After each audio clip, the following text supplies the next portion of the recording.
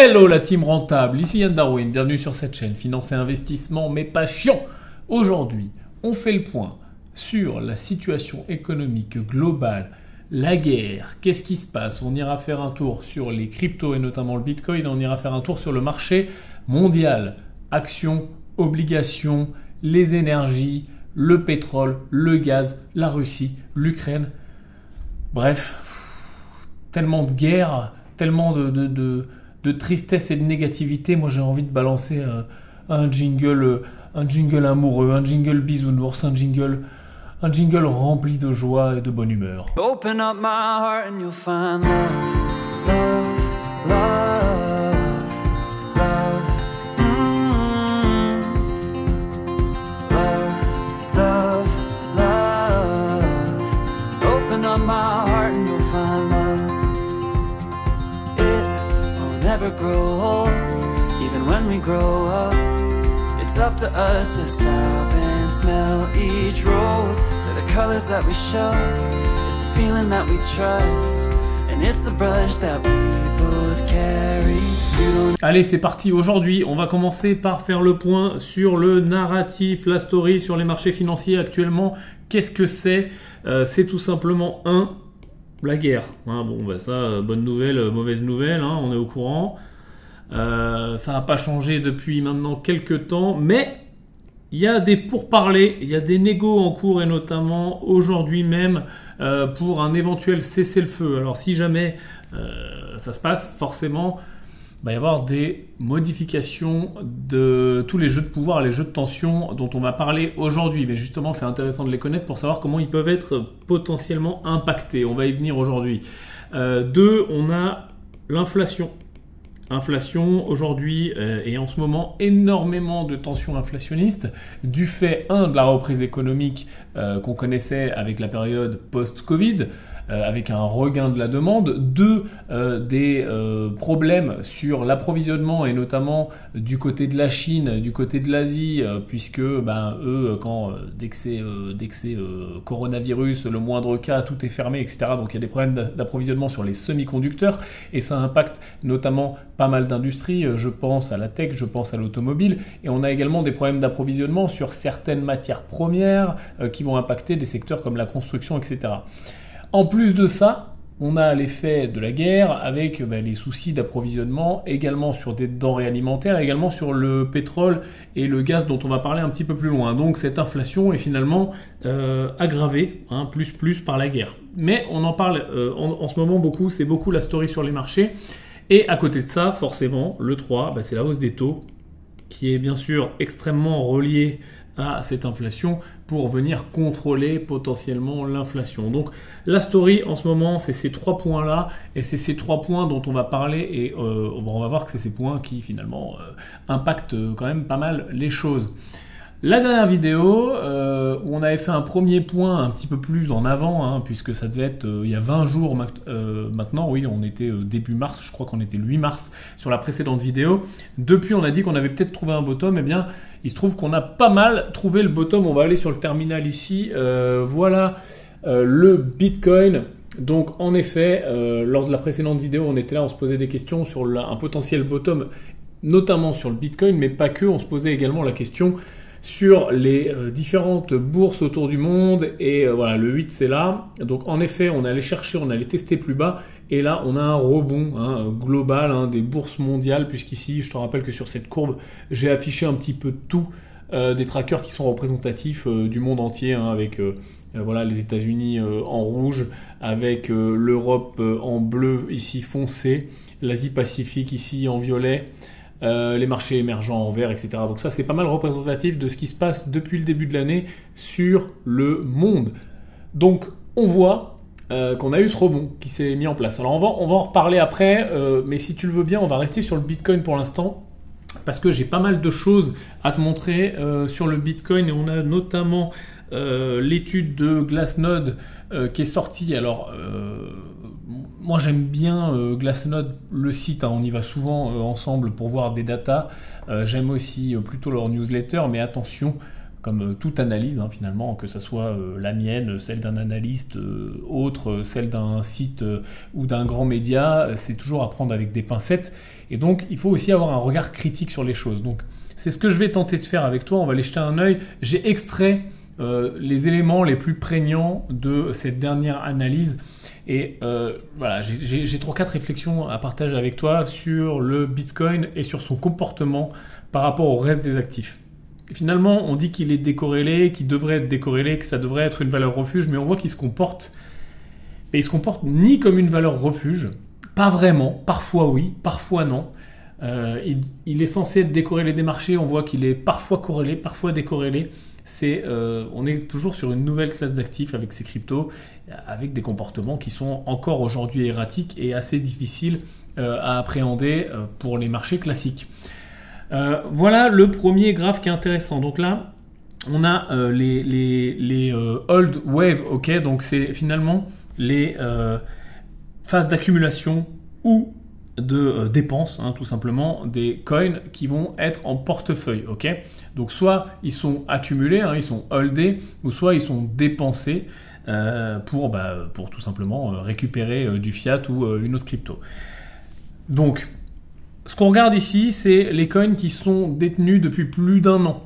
Pourquoi ? Parce qu'on part du principe que les investisseurs long terme, forcément comme leur nom l'indique, sont là pour le long terme. Et donc à partir de plus d'1 an, ça permet de faire la différence entre les spéculateurs, les court-termistes ou alors vraiment ceux qui ont peur et qui partent à la moindre alerte et les plutôt long-termistes. Et ce qu'on voit ici, c'est qu'en effet, on est dans une phase de regain, d'augmentation, d'accumulation, c'est ce qu'on voit ici à la fin, des investisseurs finalement qui vont holder. Et ces investisseurs qui vont holder, qu'est-ce qu'ils vont faire ? Eh bien, ils vont tout simplement se mettre en place, et c'est ce qu'on voit là. Et on a une augmentation des investisseurs holders. Là, dans les périodes les plus compliquées des bear markets, c'est ce qu'on voit ici, forcément, on a de moins en moins de personnes qui détiennent des coins depuis plus d'1 an. Pourquoi ? Parce que tout le monde a eu peur, tout le monde a vendu, et donc c'est une minorité qui sont long-termistes. Inversement, dans les phases d'euphorie, et notamment les phases de hausse extrêmement importantes, ou juste après une hausse, qu'est-ce qui se passe ? On voit que on a énormément de gens qui sont holders. Parce que c'est l'euphorie, tout le monde dit achetons du Bitcoin, il faut acheter du Bitcoin, vite, précipitez-vous. Et donc forcément, avec un petit décalage, puisqu'on parle des investisseurs, des coins qui sont holdés depuis plus d'1 an, on arrive à une augmentation justement de ce supply-là. Là, ce qu'on voit, c'est qu'on est en train de builder là, de fabriquer là, tout doucement, cette hausse. Donc, comment ça peut s'analyser ? De deux façons finalement. Soit le bull run, le bull market n'est pas terminé et on observe un bull en 2 temps avec ici finalement le premier temps et là on va construire un deuxième temps qui va arriver dans les semaines, mois, années à venir. Ou soit on est sur une fausse alerte ou sur un rebond technique et on va repartir à la cave. Toujours est-il qu'on est sur un point d'inflexion. On ne sait pas trop où on se trouve, on a 2 grandes possibilités. On a également la même chose finalement sur ce graphe ici, où on pourrait faire la même analyse. Ça, c'est le réserve risque, on en a parlé déjà plusieurs fois. En gros, quand on est ici plutôt sur le bas du graphe, dans la zone verte, c'est qu'on est plutôt en situation de survente, c'est-à-dire que le risque-rendement est intéressant sur le Bitcoin puisqu'il y a plutôt peu de gens qui veulent l'acheter et plutôt beaucoup de gens qui paniquent et donc il paraît peu cher, entre guillemets. Et ici en haut, quand on est dans le rouge, c'est l'inverse. On est plutôt suracheté, c'est-à-dire qu'on est dans des phases globalement euphoriques et donc tout le monde en veut, les prix augmentent et donc on est plutôt cher, ok ? Mais attention, on l'a vu avec plein d'indicateurs et notamment le PE, que c'est pas parce qu'on est survendu ou discount ou pas cher que l'actif est intéressant et c'est pas parce qu'on est suracheté ou très cher ou phase d'euphorie que l'actif n'est pas intéressant. Il y a aussi forcément l'effet de masse et si tout le monde va sur un truc, c'est que quelque part c'est quand même intéressant. Certes, il ne faut pas arriver après la guerre, il ne faut pas arriver en dernier. Là où on cherche à se positionner, c'est avant les retournements, mais on ne peut pas être être ferme et définitif en disant c'est parce que c'est pas cher que c'est intéressant, là on est en phase de survente, donc c'est forcément intéressant. Ce que nous dit Glassnode ici, c'est qu'en effet, bon, on se trouve en phase de survente. Ce qui est intéressant, c'est qu'on est plutôt sur le haut, hein, puisque si je dessine la frontière, là je vais faire un petit trait hachuré, elle est quelque part par là, et en effet, on se trouve plutôt sur le haut de cette frontière. Qu'est-ce qu'il se passe quand on est sur le haut de cette frontière dans le temps? On a deux grandes solutions. Hein. C'est-à-dire que quand on vient casser à la baisse, comme là, on arrive sur des périodes compliquées de bear market. Quand on vient casser à la hausse, comme là, on est sur des périodes de boules et des débuts de période de boules. Ici, on voit la même chose, on casse à la baisse, hop, période compliquée. Ici, on casse à la hausse. Ici, on casse à la baisse, période compliquée, etc.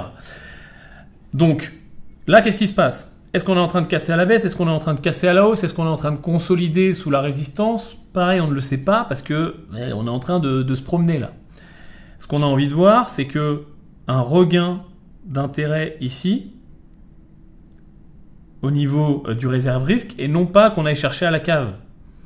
Tu vois, la mauvaise façon de penser, entre guillemets, serait de se dire, ok, on va chercher à la cave encore plus bas au niveau du réserve risque, donc le trade est super intéressant parce que le Bitcoin n'est pas cher. Alors, ça peut être vrai fondamentalement pour quelqu'un qui est très long-termiste en disant je veux le prix toujours le plus bas du plus bas du plus bas, mais ça ne fonctionnera pas pour tous les styles d'investissement. Moi, sur le Bitcoin, personnellement, ce que je préfère, c'est y aller quand il y a de l'attraction, quand il y a de l'engouement. Pourquoi? Parce qu'on le voit, quand il ne se passe rien, ça peut être compliqué pendant très longtemps, ça peut latéraliser pendant très longtemps. Est-ce que ton argent est bien placé sur un actif qui latéralise pendant très longtemps, voire même qui se pète la gueule, qui fait des bear markets très compliqués à moins 60, moins 70, moins 80? Je ne sais pas. Enfin, en tout cas, pour moi, je sais. Après, à toi de te faire ta propre idée. Moi, ce que je cherche là, ici, pour des positionnements qui vont se renforcer, ça va être justement qu'il y ait un vrai attrait du public. Justement, que tout le monde dise « Ouais, le Bitcoin, ça y est, c'est reparti. Ouais, to the moon, bull run ». C'est plus du tout ce qu'on entend actuellement. On l'a entendu et on l'a connu ensemble. On a suivi cette période sur la chaîne. Quand c'est to the moon, bull run, Jean-Kévin, et on voit ce qui se passe. Là, c'est pas du tout actuellement le mood. C'est pas trop l'ambiance là sur le et les marchés financiers et le Bitcoin. Donc, bon, est-ce que ça vaut le coup de rentrer fort? Est-ce qu'il faut y aller ou pas? C'est toujours pareil. Ceci n'est pas un conseil d'investissement. On partage des analyses.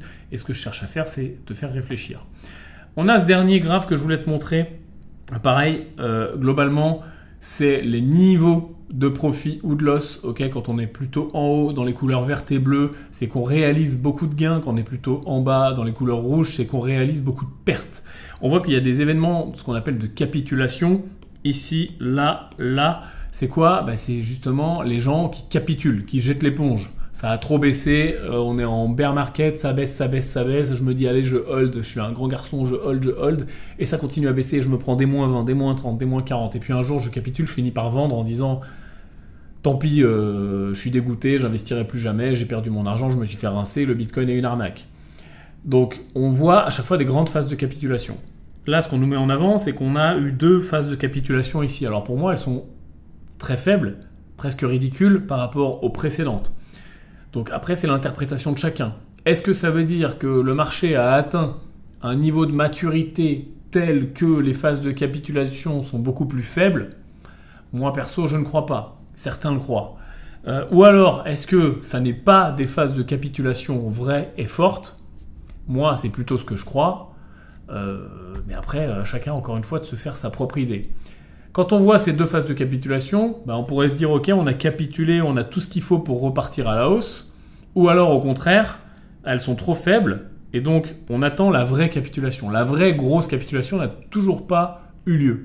Et quand on voit la magnitude ici, ici et là on est en pourcentage du market cap. Donc en plus, on est sur une valeur qui est constante, puisque le market cap a augmenté depuis 2018, 2019, 2020, mais étant donné qu'on est sur des pourcentages, on est sur une valeur qui est quand même constante. Oui, il y a plus de liquidité sur le marché, oui, on est censé contracter la volate, mais enfin, ça me semble très contracté. Chacun verra midi à sa porte. Toujours est-il qu'on a quand même une zone ici qu'on a testée plusieurs fois, qu'on n'a jamais cassée et qui est également la même sur les prix.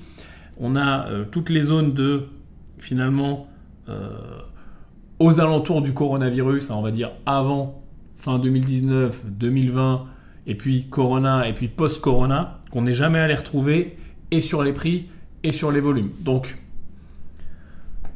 est-ce qu'on se trouve dans une zone de capitulation? Est-ce qu'on a vu la capitulation ou pas encore? J'aurais tendance à dire, et pour le coup, on le voit quand même, et on l'a vu sur tous les derniers événements, que ce soit justement le Corona, que ce soit le post-Corona, que ce soit les problèmes qu'on a connus sur les marchés financiers juste après, avec les oscillations, les blocages sur la supply chain, etc. Et puis le bull market complètement dingue où tout le monde était le meilleur investisseur du monde, et puis l'arrivée de la guerre, et puis l'arrivée de l'inflation, etc. On a quand même vu que entre les cryptos et les marchés financiers, il y a quand même une corrélation qui est assez forte, notamment quand il y a des gros événements macro. C'est-à-dire quand le Corona est arrivé, tout s'est pété la gueule.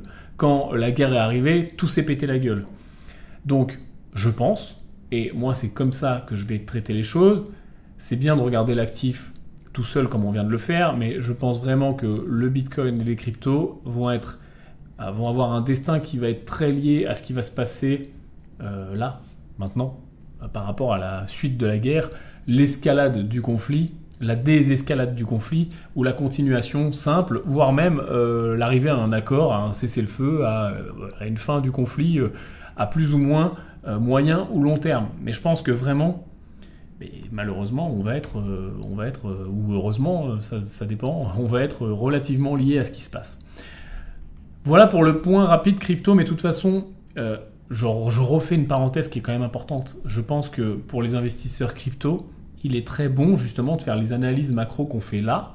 Et c'est pas parce qu'à partir de maintenant, on va s'intéresser au marché de façon plus générale et on va dézoomer un peu et plus regarder les cryptos, que ce qu'on va dire ne vaut pas pour les cryptos, puisqu'on la voit, cette corrélation certaine et ces choses qui se passent. Retournons là-bas sur le terminal. Tac, c'est parti. Je voulais te montrer plusieurs choses. Déjà, retournons voir donc les marchés globaux. Ok, on a vu le rebond. Tac. Sur le S&P 500, voilà la courbe dézoomée. On se rend compte qu'en effet, on allait chercher des niveaux qu'on teste pas très souvent. Hein. Donc là, on est sur du weekly. Hein. Donc là, hop, on a la moyenne mobile 50 ici qu'on allait tester. Alors, on va passer vite fait sur du daily sur les 2 dernières années. On avait testé la 50 et la 200. Donc la 200 daily, c'est quand même des niveaux qu'on ne va pas toucher non plus très souvent.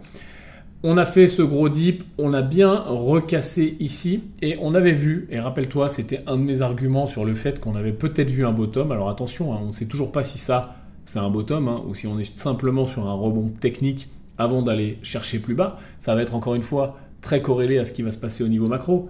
Si la guerre escalade et qu'on commence et qu'on continue à parler d'armes de plus en plus puissantes, voire même de menaces nucléaires, etc., il n'y a rien qui va arrêter les bourses mondiales à aller plus bas. Hein. Donc le rebond peut être simplement technique. On va voir ce qui va se passer au niveau macro. On peut tracer, encore une fois, tous les traits magiques qu'on veut, avec tous les channels et tous les supports, les résistances sur les courbes. Si demain, il y a une bombe nucléaire qui est droppée en plein milieu de l'Ukraine ou de l'Europe, tu comprends bien de l'Ukraine et de l'Europe, tu comprends bien que ça va être compliqué.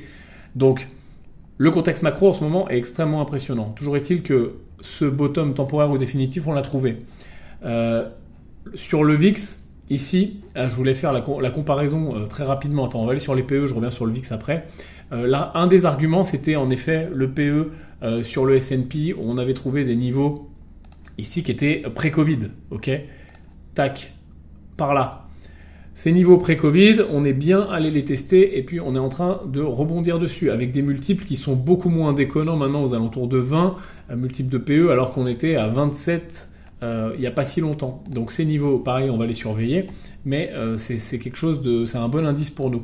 Le VIX, pourquoi je voulais te montrer le VIX? Déjà parce qu'il a eu le comportement classique de incertitude sur les marchés financiers, début de la guerre, etc. On va chercher des niveaux d'incertitude et de peur. Et puis très rapidement, on désescalade. Alors que, on le voit, la guerre, elle est toujours là. Et que finalement, si je regarde la courbe là, par rapport, on pourrait s'amuser à trouver une courbe de mots dangereux qui ont été prononcés par Poutine, etc., à base ou de morts pendant la guerre ou de troupes qui sont envoyées sur le terrain. Bref, les courbes de danger, entre guillemets, elles iraient dans l'autre sens. Mais les marchés, ça y est, ils ont anticipé, ils ont digéré la news, et donc on baisse au niveau de la volate.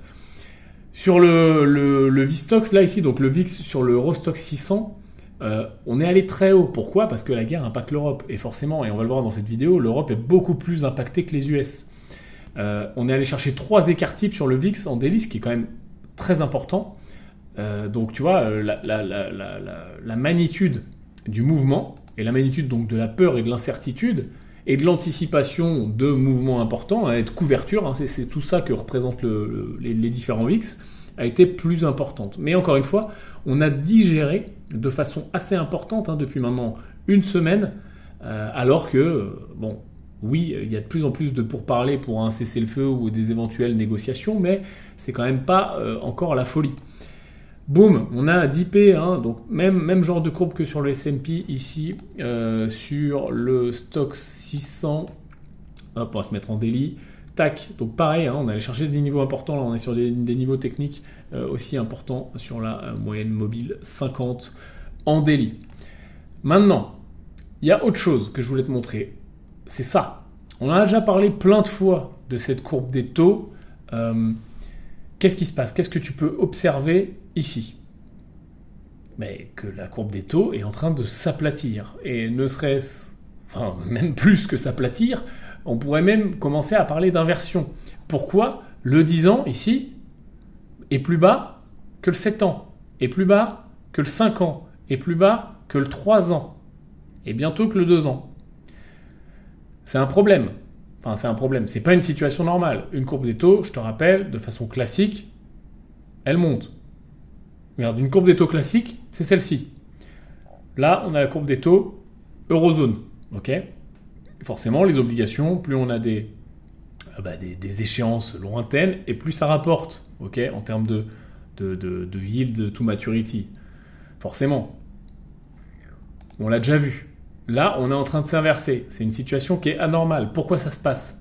Tout simplement parce que sur les US, on a l'anticipation de la Banque centrale. Ça fait plusieurs épisodes maintenant qu'on explique que la Banque centrale menace, entre guillemets menace, parce que on parle même pas de menace, c'est une situation qui est normale, mais indique qu'elle anticipe, elle commence à nous faire, elle fait ce qu'on appelle de la guidance, c'est-à-dire qu'elle donne une guidance aux investisseurs en disant attention, on devrait peut-être augmenter, on va augmenter, on pense à augmenter, on pense à augmenter, commencer à pricer ça.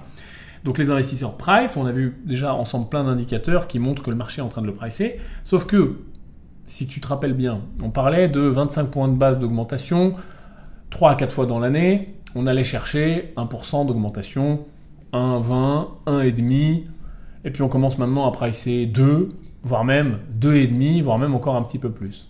Ce qui fait que le marché est toujours en train d'anticiper un petit peu plus, toujours en train de jouer à se faire peur, toujours en train de dire et si jamais c'est le scénario le plus dangereux, le pire scénario arrivait. C'est ce qu'on voit là. Et les gens vont se réfugier dans le 10 ans. Pourquoi? Parce que plus une obligation a une échéance longue, moins elle est impactée par la hausse des taux. Okay? Donc les échéances courtes qui sont ici, les investisseurs vont peu être intéressés. 1 mois, 3 mois, 6 mois, 1 an, et notamment les gros institutionnels qui justement cherchent à se protéger, cherchent à se hedger, cherchent à parquer des liquidités, ils vont assez peu prendre ce risque-là. Ils vont aller chercher des durées plus longues, et notamment le 10 ans, qui est pour plein de raisons le benchmark, la valeur refuge, le plus utilisé, etc., etc., va être en ce moment très demandé. S'il est très demandé, qu'est-ce qui se passe? Loi de l'offre et la demande, on l'a déjà vu ensemble. Plus de gens veulent l'acheter, donc il faut monter les enchères, donc les prix augmentent. Si les prix augmentent, la relation entre le prix et le rendement des obligations, comme une balance. Si les prix augmentent, le rendement baisse. Si les prix baissent, le rendement augmente. Okay, le rendement réel sur la durée de l'obligation. Donc forcément ici, vu que c'est très demandé, les prix augmentent, donc mécaniquement le rendement baisse. On voit un trou ici dans le rendement. Là, on est à 2,50 sur 10 ans rendement réel.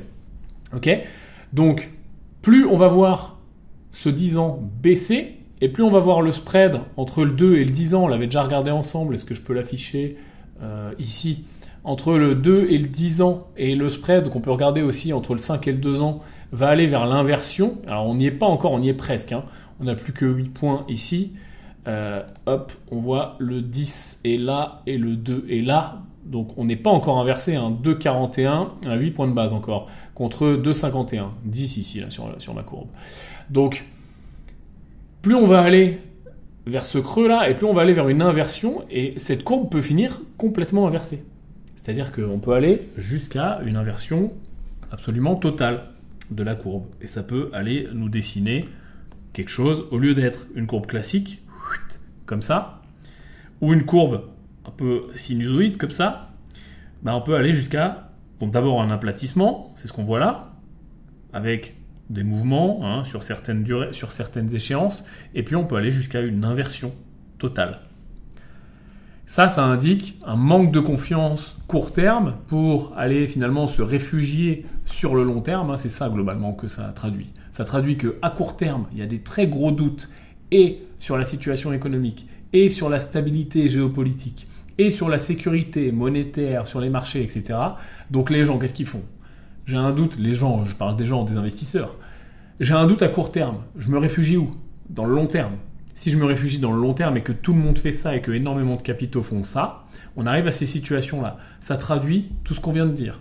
Et ça va déclencher des actions, notamment des banques centrales, parce que ça a des effets qui sont quand même relativement délétères dans l'économie. Si tout le monde se réfugie dans le long terme, si tout le monde fait un petit peu le coffre-fort, qu'est-ce qu'on fait finalement quand on a peur ? On se réfugie dans le long terme et également on épargne, on met de côté, on diminue le risque, on fait un peu le coffre-fort. Si tout le monde se met à faire ça, et les investisseurs institutionnels, et les investisseurs particuliers, et les particuliers tout court, et les consommateurs, on a une économie qui ne tourne plus. Tout le monde est là, j'ai peur, j'épargne, j'investis plus, je dépense plus, je fais rien.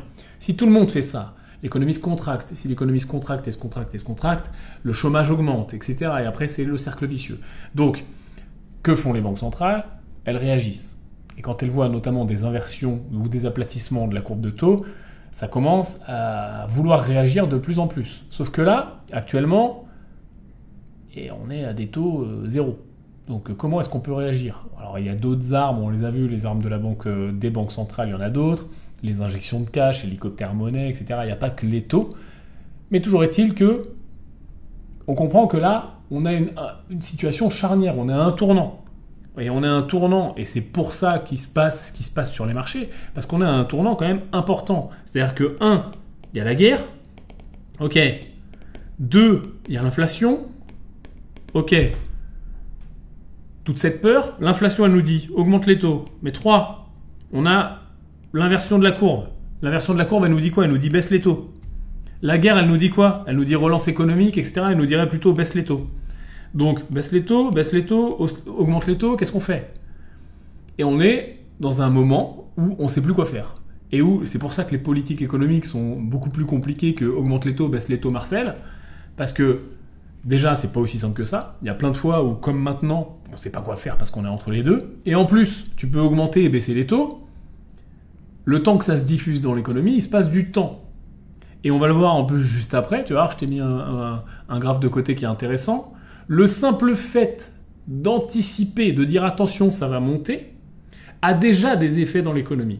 C'est-à-dire que là, on l'a déjà vu ensemble, ils ont annoncé de plus en plus, c'est plus un secret, que les taux allaient augmenter, notamment aux États-Unis. Si ça va augmenter aux États-Unis, ça va augmenter, on le sait, en Europe, avec un décalage, on l'a vu, etc. Souvent 6 mois à 1 an de décalage. Mais le simple fait d'y penser, de l'avoir dit, de l'avoir préannoncé, a déjà des effets aujourd'hui. On voit, notamment pour les investisseurs immobiliers. Il y a eu des petites augmentations sur les taux immobiliers. Pourtant, les banques centrales, notamment européennes et américaines, n'ont pas augmenté encore les taux. Alors pourquoi est-ce que les taux augmentent sur les prêts déjà ? Parce que justement, les banques anticipent. Les investisseurs globalement anticipent, le marché obligataire anticipe, donc les banques anticipent, donc tout le monde anticipe. Et on est vraiment sur ce jeu d'anticipation. On va y revenir juste après. Faisons le point sur ce qui se passe, encore plus profondément. Pourquoi cette peur ? Pourquoi cette inflation notamment ? Parce que ce qui se passe, c'est qu'en Europe, et parlons d'Europe parce que la guerre est en Europe pour le coup, on a une dépendance très importante aux commodités qui viennent de Russie, et notamment le pétrole et notamment le gaz. Là, alors je vais te montrer plusieurs schémas et plusieurs projections qui sont faites avec plein de méthodes mathématiques différentes et par plein d'institutions.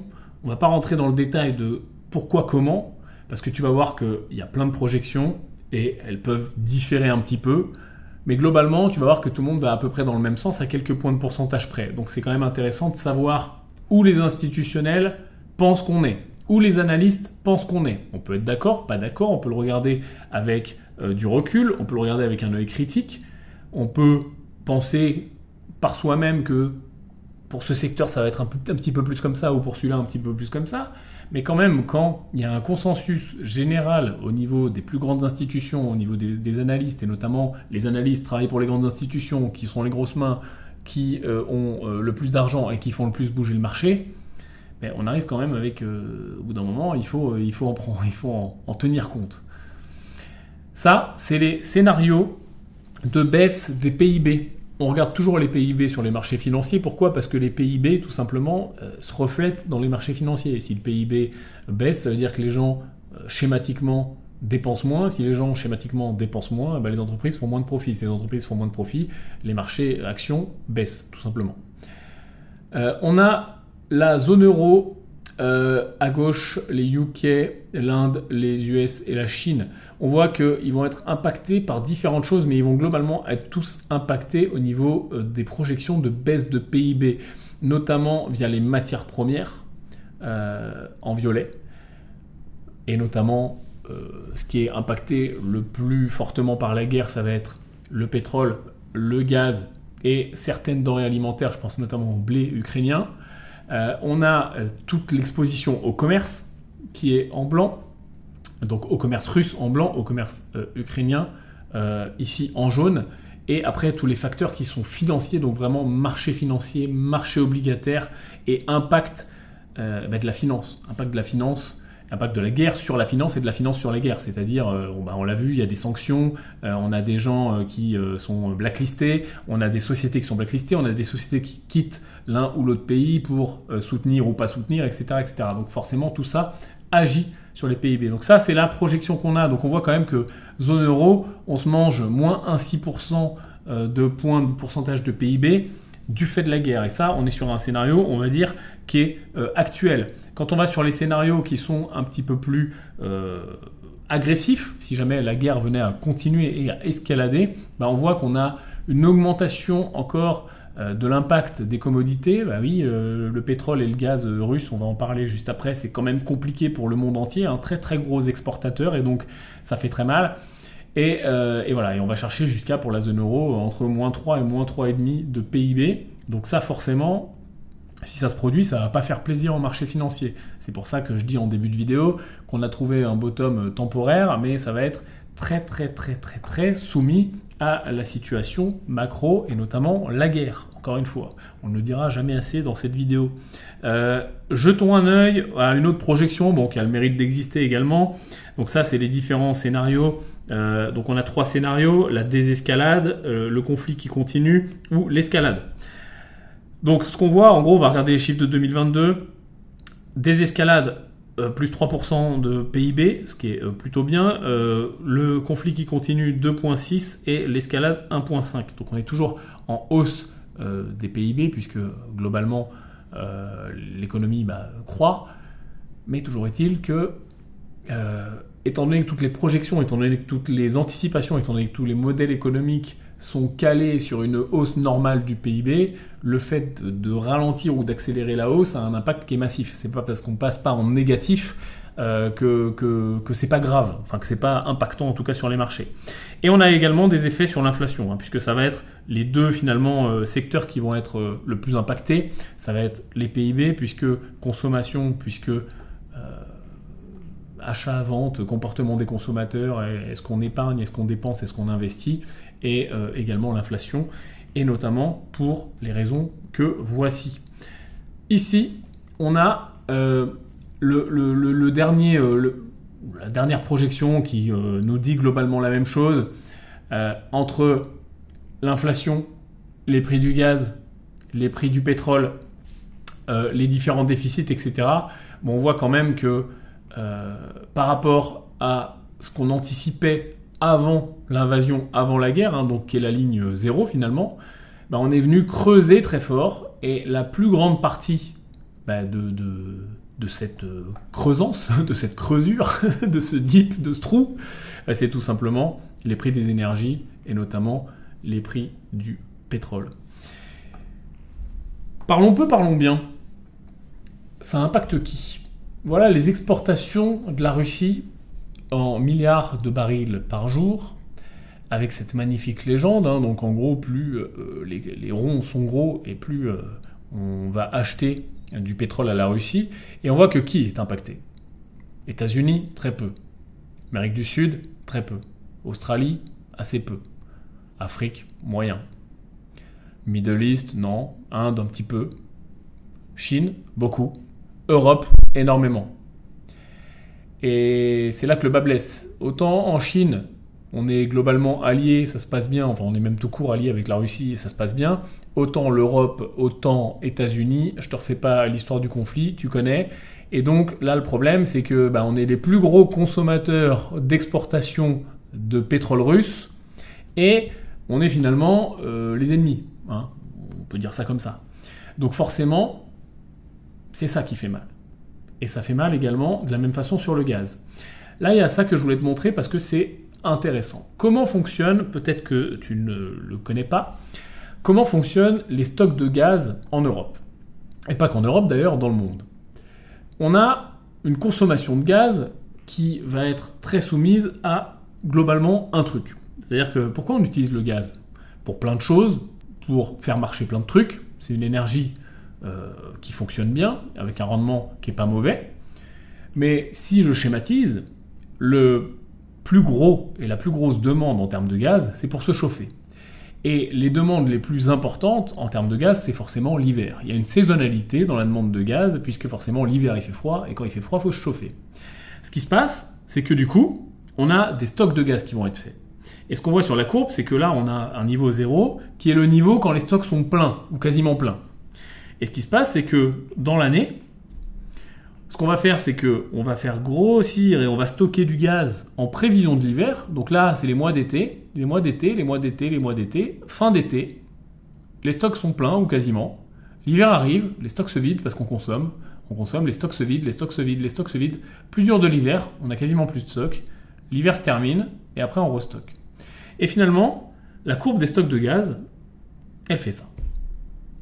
Sur des années et des années et des années, et on stocke, et on déstocke, et on stocke, et on déstocke, ce qui est une gestion qui est plutôt intelligente, hein, puisque on attend l'hiver pour faire des réserves, on attend l'été pour faire des réserves, et l'hiver on crame les réserves, et d'ailleurs même les prix du gaz suivent cette offre et cette demande, et notamment cette demande, puisque l'hiver, le gaz est un peu plus cher, parce que tout le monde l'utilise, et quand il faut restocker, et qu'on s'y est pas pris correctement, ça va être un peu plus cher, et l'été, ça va être un peu moins cher, parce que tout le monde restocke, mais on l'utilise beaucoup moins, et donc on peut se permettre d'avoir plusieurs mois pour restocker, parce qu'on a le temps, parce qu'on consomme beaucoup moins de gaz, donc on peut en commander un petit peu là, puis attendre que ça baisse, et puis un petit peu, etc. Donc la demande est beaucoup plus espacée, et globalement, les prix suivent un petit peu en décalé, finalement, cette consommation. Ce qu'on voit ici, c'est les différents scénarios. C'est-à-dire que là, justement, on arrive dans les moments où, fin mars, début avril, à partir de mai, on va arrêter de consommer beaucoup, et on va vouloir restocker. C'est ce qu'on voit sur la partie droite. Et donc on a les scénarios. En jaune, c'est ce qui s'est passé en 2019, où on a eu un hiver finalement assez clément. En bleu cyan, c'est ce qui s'est passé en 2020, où ça a été un petit peu plus compliqué. En violet, c'est le début de l'année 2021. Et puis ensuite, on a les pointillés suivant si la Russie ferme ou ne ferme pas son approvisionnement. Donc si elle nous approvisionne 80%, tu vois, c'est le pointillé violet, et si elle nous approvisionne plus du tout, c'est les pointillés rouges tout en bas. Donc forcément, si on recommence l'hiver prochain, tu vois, au niveau des pointillés rouges, avec quasiment plus de 2 fois moins, 2 fois et demi moins de stock que prévu, ça risque d'être vraiment très compliqué. On n'est pas non plus à zéro, et on voit que les stocks augmentent parce qu'on ne s'alimente pas que en Russie pour le gaz, mais on importe tellement. C'est le même genre de demande que pour le pétrole qu'on a vu avant. On importe tellement que ça risque d'être compliqué si jamais le conflit venait à continuer à escalader et que les Russes finissaient par dire vous savez quoi, maintenant on va vraiment vous mettre le couteau sous la gorge et vous mettre la pression et vous serrer un petit peu, parce que c'est aussi ça le principe d'un conflit géopolitique, d'un conflit armé, d'une guerre, de tout ce que tu veux. C'est un jeu sur le terrain et un jeu économique et un jeu de négociation. Et on le voit, on balance pas tout dans la bataille dès le début, parce que forcément, ça ferait plus de pertes humaines, etc. Alors, la guerre, c'est moche, c'est horrible, c'est tout ce que tu veux. Encore une fois, sur cette chaîne, merci de rester focus. On est sur l'angle économique des choses et sur l'angle un petit peu macro, stratégie, et c'est ça qui se passe. Quand on le regarde froidement, on ne prend pas 50 bombes nucléaires et on efface le pays et terminé, on a gagné. Bon, ça serait déjà compliqué au niveau de l'escalade, et puis en plus, ça sert à rien. Parce que le but, c'est justement de faire capituler l'autre en y allant doucement pour pas tout raser, pour pouvoir récupérer un pays qui tient encore debout et justement gagner du territoire. Et voilà, c'est ça le but aussi. Donc, on y va doucement et on vient escalader ce qu'on peut escalader. Donc aujourd'hui, les Russes, on voit sur le terrain, ils n'ont pas mis toutes leurs forces de frappe, même si les analystes et les spécialistes militaires verront tous leur analyse. Mais moi, ce que je peux dire, c'est qu'économiquement, ils sont loin d'avoir mis non plus toutes leurs forces de frappe. On voit qu'il y a des sanctions du côté ouest qui sont également importantes, mais on n'a pas mis non plus toute la force de frappe. Et maintenant, c'est à qui va jouer, voilà, comment on va jouer, quoi. Si demain, Poutine dit « Les gars, je vous coupe tout, le pétrole, le gaz, etc. » Alors oui, certes, il aura beaucoup moins de rentrées d'argent et ça va être aussi compliqué pour lui pour s'enliser dans le conflit, même s'il y a des réserves. Mais ça va aussi être très compliqué pour l'Ouest, et notamment pour l'Europe, bien plus que pour les États-Unis, qui sont des très gros producteurs de pétrole et de gaz, contrairement à l'Europe, et contrairement à... Il y a certains pays producteurs, notamment dans le nord de l'Europe, mais assez peu dans l'Europe de l'Ouest, et notamment du sud-ouest. Donc ça peut devenir très compliqué. Donc c'est aussi pour ça que le marché est très attentif à ce qui se passe, et c'est aussi pour ça que l'impact, notamment de ces énergies, du pétrole et du gaz, est si important dans les PIB qu'on a vu juste avant, et dans l'inflation, puisque rentre bien sûr en composante de l'inflation, et va contaminer l'inflation sur le reste. Pourquoi ? Parce que oui, on a vu, le gaz, on l'utilise pour se chauffer, mais pas que. On l'utilise dans plein d'usines pour faire tourner ces usines et pour produire des trucs. Et ces trucs-là qu'on produit, si forcément on les produit moins parce qu'il y a par exemple moins de gaz, ou plus cher parce que les énergies sont plus chères, forcément on va au début contracter les marges, et puis quand ça devient plus tenable, c'est ce qu'on a vu se passer, au début les entreprises ont contracté les marges, et puis c'est devenu plus tenable parce que l'inflation augmente, les énergies augmentent, donc on va faire ce qu'on appelle passer l'augmentation aux consommateurs, donc on augmente les prix, et on le voit dans plein de domaines, actuellement le bâtiment, la construction, etc. etc. Donc on passe ça aux consommateurs, qu'ils soient professionnels ou particuliers, et donc on crée encore plus d'inflation. Donc on a cette contamination comme ça de l'économie qui se passe. Elle ne se fait pas du jour au lendemain, elle se fait sur des semaines et sur des mois. C'est pour ça que dès qu'on appuie sur un bouton, on sait que ça va se passer, on ne sait pas à quelle vitesse, et c'est aussi pour ça que les marchés financiers anticipent, c'est ce qu'on voit à chaque fois. Point suivant, pour continuer sur le même thème, voilà les imports actuels de gaz russe en vert, et on est en train de se poser des questions là. On se dit ok, les gars, comment on fait ?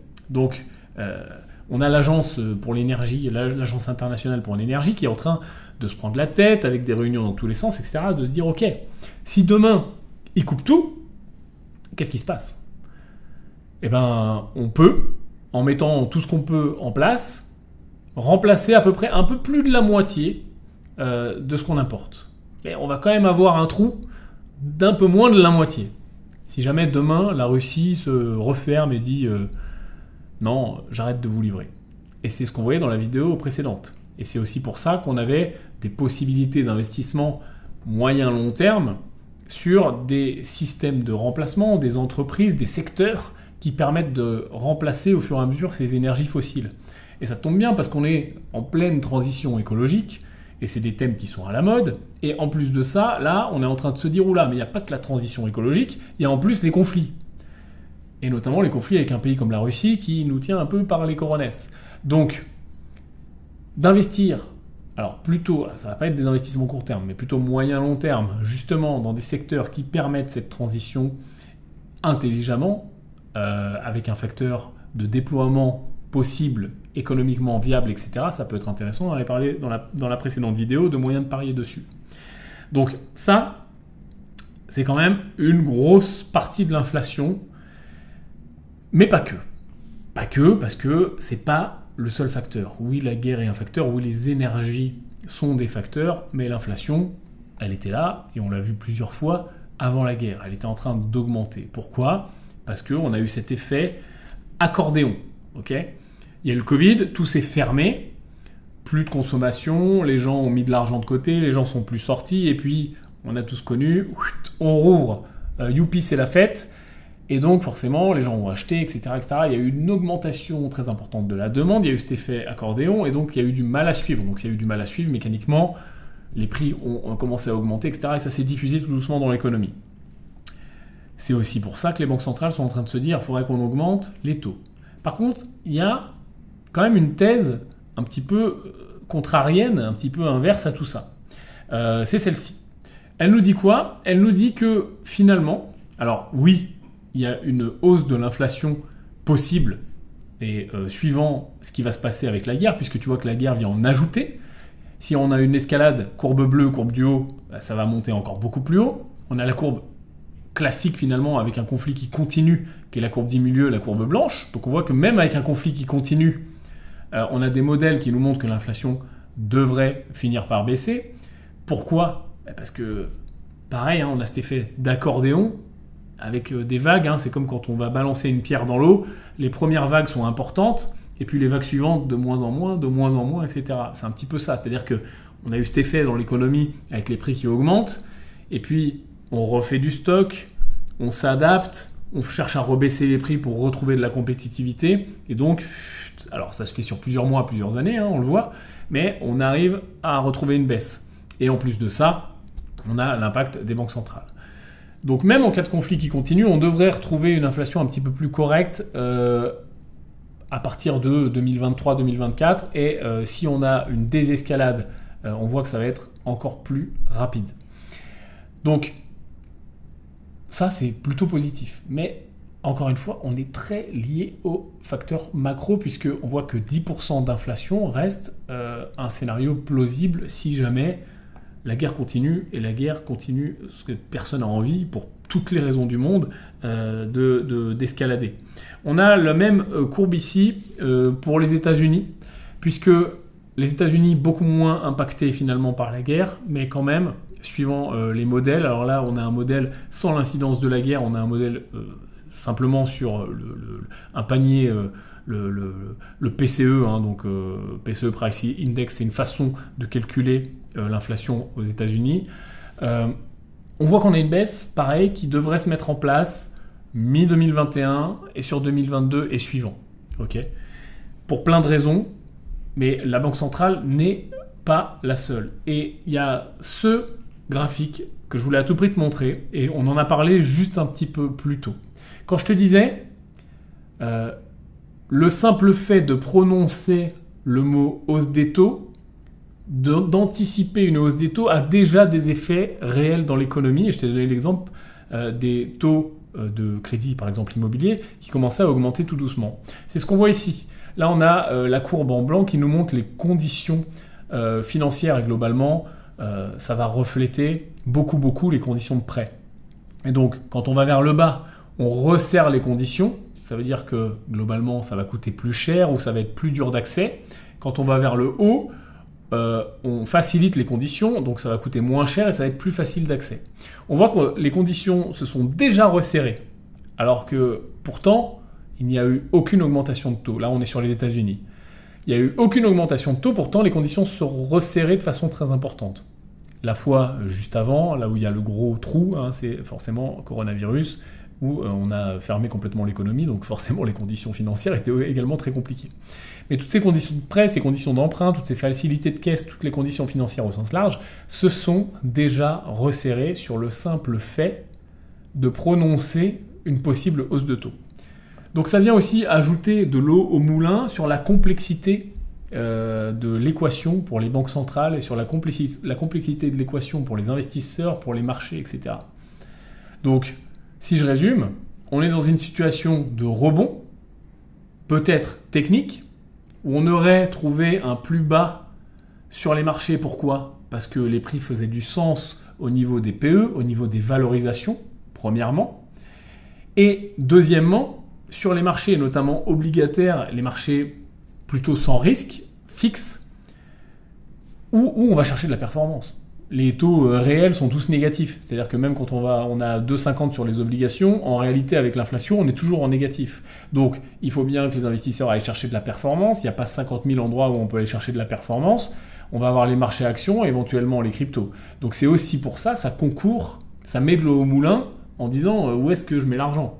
C'est-à-dire que si je ne le mets pas sur les obligues, si je ne le mets pas trop sur des matières premières qui sont un peu molles, etc., et il me reste finalement que les marchés actions ou des produits plutôt spéculatifs. Donc forcément, c'est ça aussi qui maintient les marchés. Quand je vais trouver un dip avec des PE et des valorisations qui sont un petit peu plus faibles, j'en profite, hop, buy the dip et c'est reparti. Donc c'est le rebond qu'on connaît actuellement. Maintenant, on l'a vu également, les impacts macro, notamment la guerre qui est le narratif numéro 1, et notamment les énergies, pétrole et gaz, tenus par la Russie en grande partie, vont impacter tout ça. Et si demain il y a des mauvaises nouvelles, le marché est encore capable de faire moins 20, moins 30. Si demain il y a des bonnes nouvelles, le marché peut tout à fait repartir très très boule et très très fort, étant donné qu'on est sur des valos qui ne sont pas déconnantes pour les investisseurs dans un contexte où, à part les actions et à part les marchés risqués, à part les risk-on, il n'y a pas grand-chose. Okay. Donc on est vraiment sur un point d'inflexion.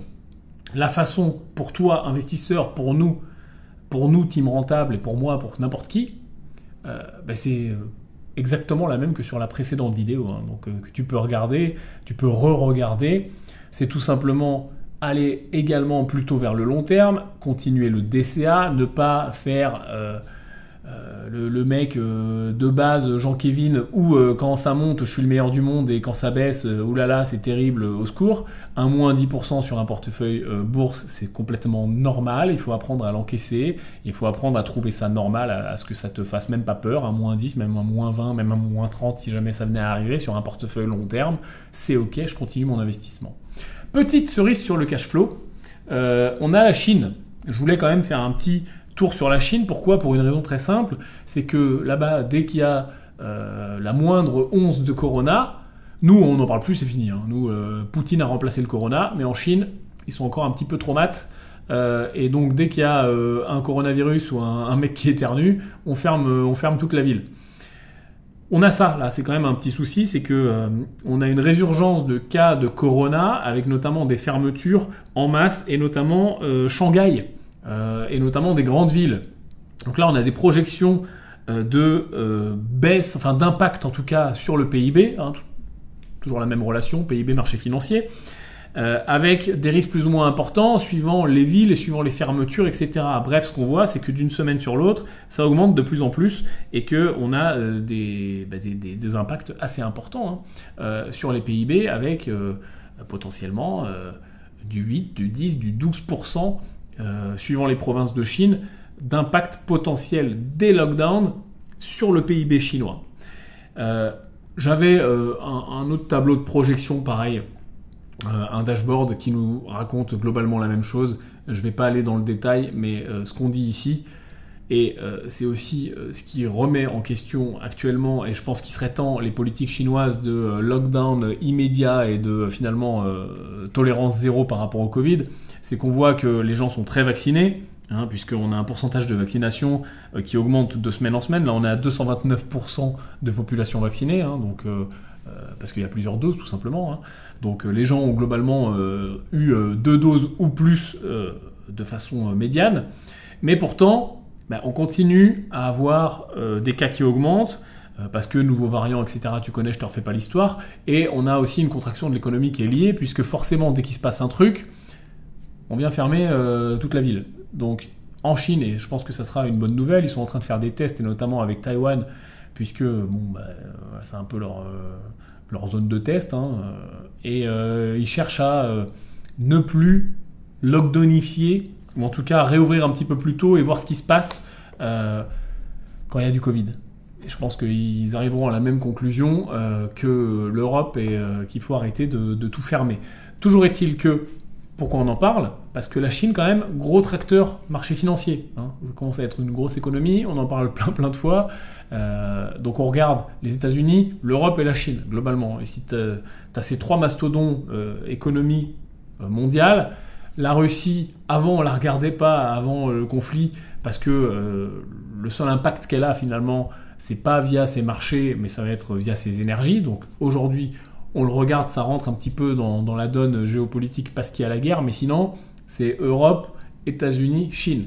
La Chine qui ferme, la Chine qui est en bear market, elle, pour le coup, depuis beaucoup plus longtemps, où on est sur un vrai trend baissier. Même là, le rebond technique, il a été beaucoup moins suivi. On est reparti déjà à la baisse.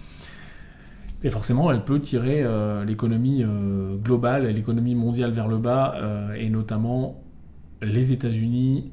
On en reparlera avec des relations assez importantes avec la Chine, mais on va garder ça pour une prochaine vidéo. Pose tes questions dans les commentaires, tes analyses. J'ai envie de te dire que l'avenir, c'est nous. Voilà. Si on plaçait le mot lustre dans les commentaires, pour ceux qui sont restés jusque-là, discret, ça fera toujours plaisir, ça aide au référencement de cette chaîne. Pète la gueule du pouce bleu de façon impair, c'est important, on a oublié. Mais aujourd'hui, c'est bisounours. Aujourd'hui, tout le monde s'aime. Aujourd'hui, l'avenir, c'est nous.